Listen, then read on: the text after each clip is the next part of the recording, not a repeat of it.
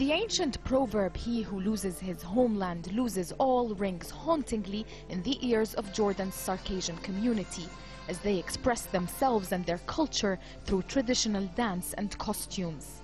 They're also fighting to preserve their endangered language called Adigay. Only 8% of the Circassian diaspora can understand it. The only place the Circassian language is officially taught outside Russia is in this school in Jordan. Circassians who arrived in the Middle East in the 1860s and 1870s spoke no Arabic at all back then. Over 100 years later, the fully integrated community is now facing difficulties preserving its own ancient native language. Established in 1974 with the support of the late King Hussein, the teachers who come from the North Caucasus are native speakers of Adigay, but they are few and far between.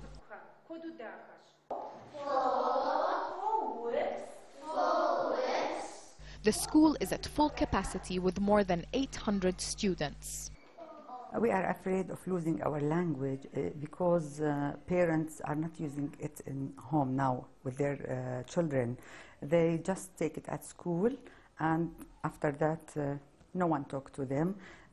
We are trying to save it. Dr. Mohammed Khair Mamser is a Circassian leader in Jordan who knows more than most about the threat their language faces. Centres to teach the Circassian language must become more widespread to preserve it. In Jordan and the Arab world, Prince Hamza ibn al-Hussein is the only school, but it can only enroll between 700 to 800 children, while the number of Circassian children in Jordan is in the thousands. It's not just the older generation who are concerned about the future of their language. Young people, too, are worried about the loss of the most important part of their identity. Well, it is a bit difficult because you're not really know a lot of people that talk it, so we don't hear it often. So it is a bit hard to learn all of it. The Adigay language has been classified as vulnerable by the United Nations, and there are fears that it could die out within a generation. The Circassian community plays an active role in Jordanian society. They serve as the king's personal guards at the royal court and hold key positions within the political and military establishment. They have fared much better than their compatriots in Turkey, Syria, Israel, and the Caucasus.